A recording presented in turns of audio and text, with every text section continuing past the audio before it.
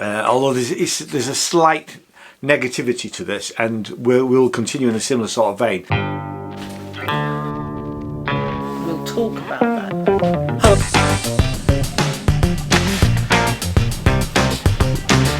It's dark down here. It's quite.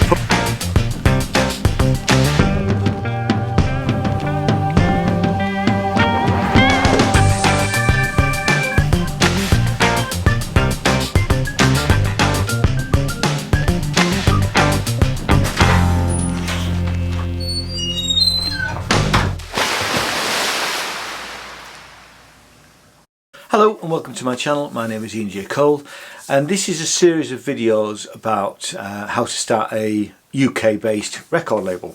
And we're now at the point where we're looking at performance royalty societies.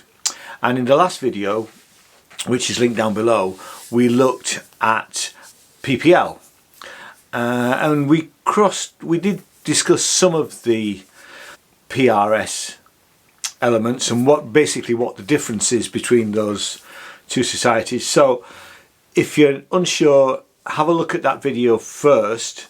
That will outline where the differences are between PPL and PRS. I also covered how the royalty societies collect their monies from shops and offices and factories and radio stations and all of that sort of stuff. Right, so the PRS they're actually called PRS for music, and they are a performing rights society, and their role is to collect royalties for composers and songwriters. There's two parts to PRS. We've got the PRS for Music Limited, and we have the NCPS Alliance Limited. Those can collect mechanical royalties. Now, mechanical royalties are things like royalties from CDs or DVDs. Also includes some download and streaming services as well. When I joined PRS 10 years ago, it was free to join, so I never paid anything to join. Nowadays you can pay as a writer or as a publisher. Now if you pay as a writer, it costs you £100 to join PRS and another £100 to join MCPS for your mechanical royalty. And when I joined, because you joined both together, but nowadays it's slightly different, so you join them separately. So you have to decide. I mean, that's £200 is not an insignificant amount of money, and we'll get on to how much it costs for a publisher in a minute. I would recommend that you join PRS.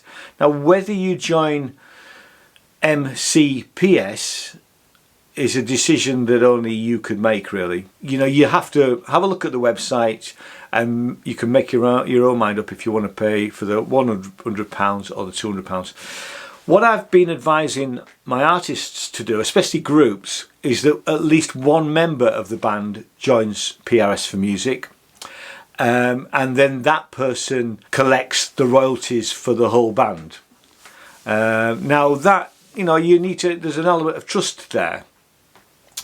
What doesn't work is, what I'm going to do is I'm going to show you some of my statements for the last few years, so that you get an idea of how and when these pots of money come in.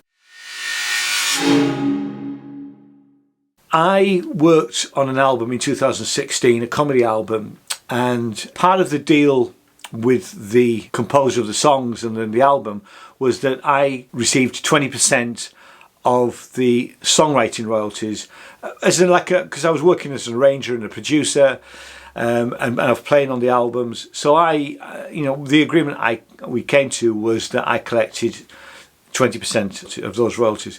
Now, what happens now is I am a member of PRS. The artist that I was working with is not a member.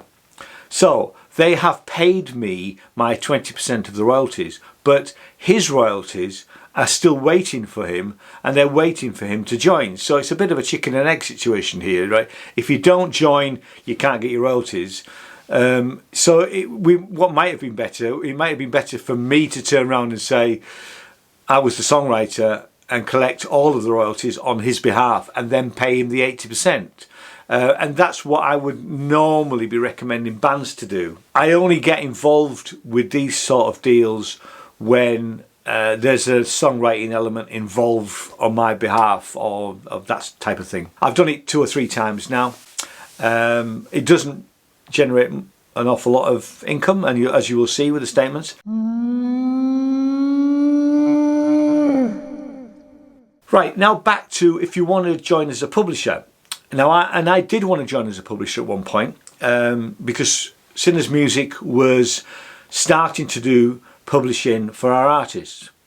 We went back on that decision, really, mainly because it costs £400 to join as a publisher and another £400 to join the MCPS. So that's nearly £1,000. £800 was quite a large chunk of change that we couldn't really afford at the time, so we didn't go down that route. In the last video, I'd said that I was less than happy with PPL and PRS, and that is certainly still the case.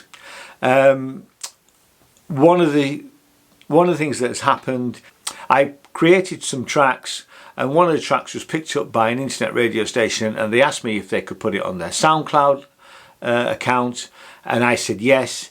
Now, what I didn't realise was that their SoundCloud account over the period of 3 months had 75,000 plays of that particular track. Now, I never got any royalties for that, so I contacted PRS and said, look, hey, SoundCloud, here's this track, and I sent them a link to the track and screenshots. I said, here's a track, my track, and if you look at it, you'll see that it's been played 75,000 times.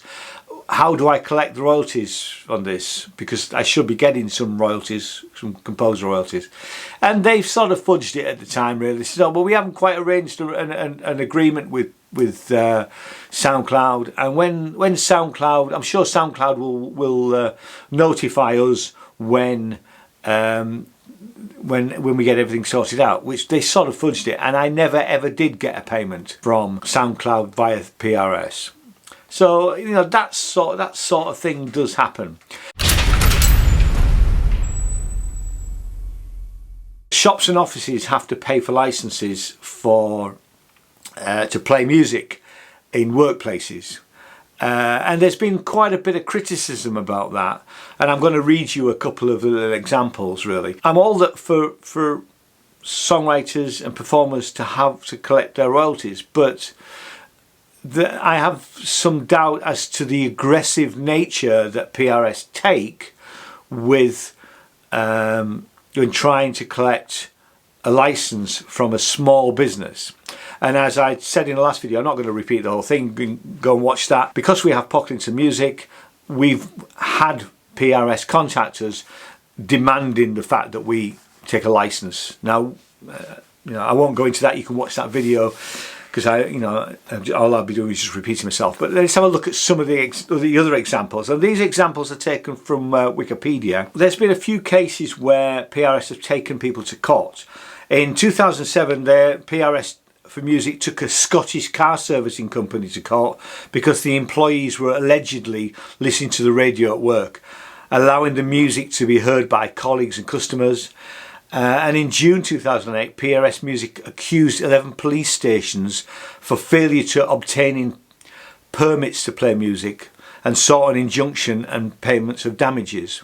In 2008, PRS began a concerted drive to make commercial premises pay for an annual performance license. Now, you remember, if you look at the other video, you're not only buying a PRS license each year, you're also paying for a PPL license each year, so it's not a small amount of money. In one case, PRS told a 61-year-old mechanic that he would have to pay £150 to play his radio while he worked by himself. It also targeted a bakery that played the radio in a private room at the back of the shop. They also targeted a woman who used classical music to calm her horses, and a community centre that allowed children to sing carols in public. There has been questions raised about the tactic of targeting small businesses, And in May 2009, the British Chamber of Commerce published a survey of business attitudes to PRS for music, with just 6% of companies rating their experience as good or excellent. In contrast, over half have said that their experience had been poor or very poor. Businesses were also asked to submit comments as to about their experiences. Many of them replied, referring to the PRS for Music's behaviour as aggressive and threatening. That's exactly the experience that we had when PRS rang up Pocklington Music demanding that we buy a licence. In October 2009, PRS apologised to a 56-year-old shelf filler in a village up in Scotland for pursuing her for singing to herself while stacking shelves. PRS for Music initially told her that she would be prosecuted and fined thousands of pounds if she continued to sing without a live performance licence. However, PRS for Music subsequently acknowledged its mistake. I should think so. Wiltshire Police refused to pay PRS for Music a £32,000 licence fee in April 2009. Instead, the force told all officers and civilian staff that music could no longer be played in their workplace, but the ban excluded patrol cars. A total of 38 of 49 UK police forces currently hold PRS for Music licences. PRS for Music have been aggressive in their pursuit of small businesses, and clearly most businesses, with only a 6% satisfaction level, a lot of businesses are very unhappy with the way that PRS for Music and probably PPL manage their licensing part of the business. Let's have a look now at some of my statements. So what we're going to do is we're going to look at 4 payments, 2016, 2017, 2018 and this year's 2019. So this is the first one. This is from October 2016, which is the autumn statement, and as you'll see here, I got paid £158, and let's see the breakdown of that really. So here is the first breakdown. We can see that 95% of the payment came from the radio, and with a little bit 5% coming from television, and 0.03% coming from music supply. Let's have a look at how that breaks down. And it breaks down to just 2 songs. So both of these songs were recorded by my band Katie and the Questions. Strangers is a jazz sort of song, and Hold On is a straightforward pop rock song. And when we start to look at where this was used, we see BBC 6 Music and BBC Extra. Now the BBC pay quite well, so £76 from BBC One and nearly £18 from BBC 6, and then there's another BBC One payment there of £23.98. We will get a bit more of a breakdown in a minute. The Jazz FM, which is this £22.59, is probably for the Strangers song. I can't see it being for the Hold On, but anyway. And then we've got some other payments from Smooth Radio and 4p from the UK background music systems. So here is the breakdown of the statement, and what it will also tell us, it'll tell me that where certain things have been used. So we have that Jazz FM payment is actually been, the track was used 334 times, and that's how I got a payment of £22.59. Not all of this is broken down, but and then Smooth, they had 12 plays, probably the same track, the Strangers track, which earned me £1.33, and again £1.35 from a slightly, we'll assume that that's a variation of the radio station. and these are the payments. He doesn't tell us how many performances.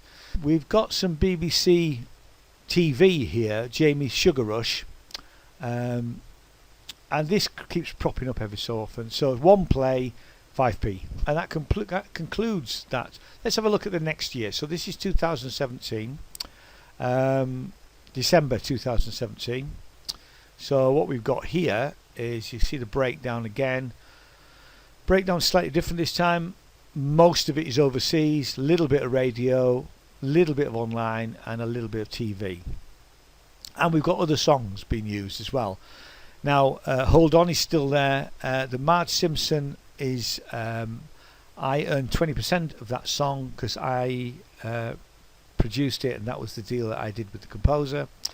Strangers is still there. Come On You All is another co-production, and the Fallout Shelter song, which actually for some reason didn't earn anything here, but we'll get on to that.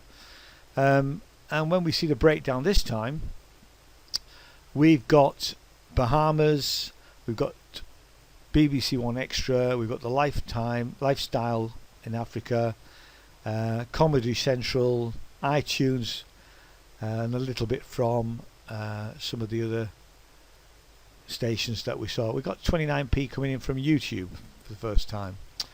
We see the breakdown of these. So Marge Simpson, I only earned 20% of that, 29p, and it was an on-demand streaming service. So somebody's used it in the video, I think.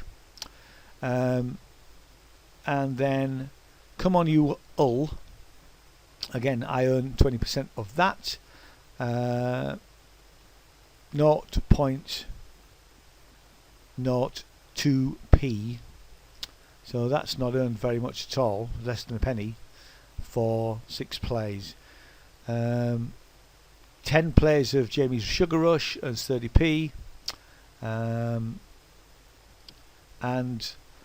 the interesting thing are things like the Bahamas, where we've had 50 plays of Hold On twice, and we've actually earned £1, £1.04p, £1.35p. So it's not earning an awful lot of money. Strangers, BBC One Extra, 22p. Let's have a look at the next one. Next one is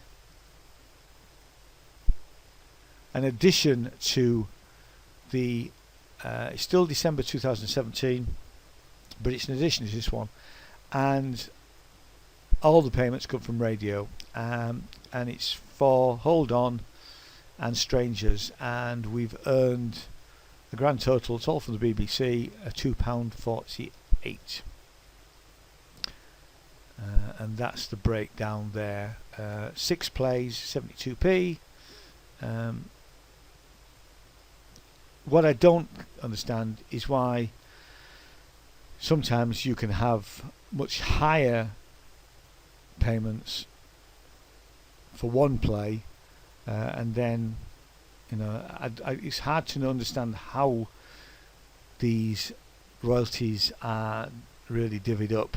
Now clearly the BBC pay better than some of the other channels, but it's hard to know how it breaks down.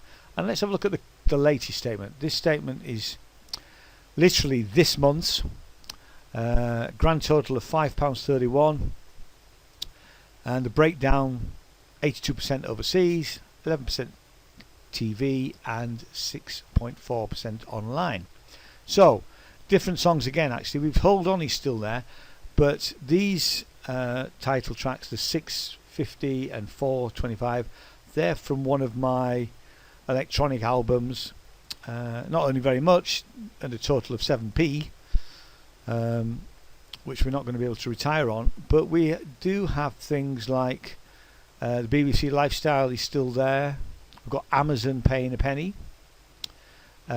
Finished Films, obviously £4.39. They've used something. Let's see if we can find out where the breakdown is. So we've got Marge Simpson is still there, my 20% from my share of that. Now that's had 48 plays on a streaming service, which is good. Pleasant Trucker has done 1 play, 0.0003p. That'll be Spotify. Hidden Track again, 0.0002%. And then my individual tracks for streaming services, really. We've got, they're sort of separated. These on-demand streaming services might be Google or any other of the on-demand streaming services. That, so they've had single plays. But it's nice to see that those finally, because that album came out in 2017, we're now starting to see payments coming through, albeit very, very small. And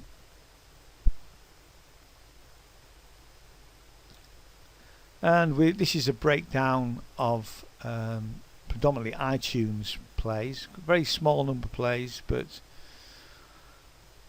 we have got some Google India, so we've got 4 plays in India. Somebody liked the Bon Laurie's Revenge, which is actually should be the Bin Laurie's Revenge. And another little bit more information.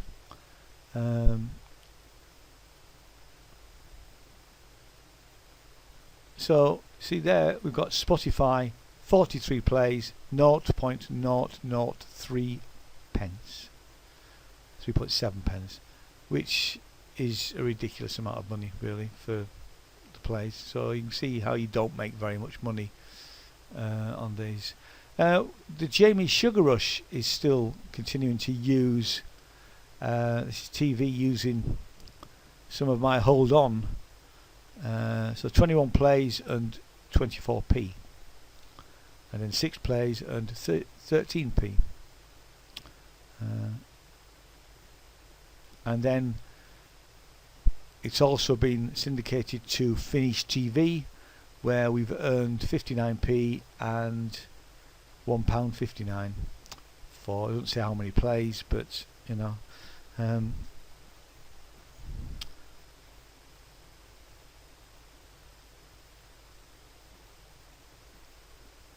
And yes, you can see this again, the Spotify plays. They're small numbers of plays, but then they're earning, you know, 0.4p for nearly 50 plays. So you've got to get up into tens of thousands to actually make any money out of Spotify. You get paid better with Apple and iTunes.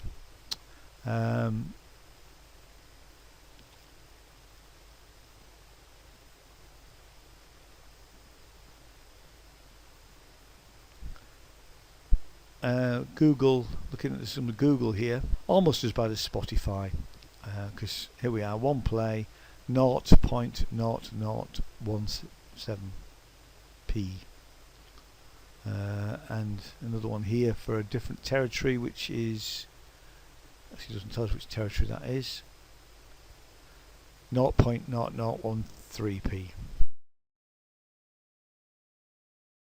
A £5 statement was winging its way into my bank account. That'll give you an idea of some of the payments that you can get from small numbers of royalties. Having said that, I think it's better to get these royalties, although we are talking pounds rather than hundreds or thousands of pounds in most cases. But it's better to get these royalties than not get them at all. One of my colleagues that I did, I think it's one of the tracks, the Come On You All track, which is obviously on one of the other statements. David, who wrote that track, until he worked with me, didn't earn anything in 30 years on that track. Now that's just criminal, you know. And it's had quite a lot of hits by other people putting it on videos on YouTube, and we're still struggling to get some of those payments for his estate now, because sadly David passed away. So thanks very much for watching. In the next video we'll look at publishing, which will be in a couple of weeks' time. Thanks very much for everything. Comment down below. I read all the comments and I reply to as many as possible. And please like, share, all of that sort of stuff. And I'll see you in the next video. Thanks very much. Bye bye.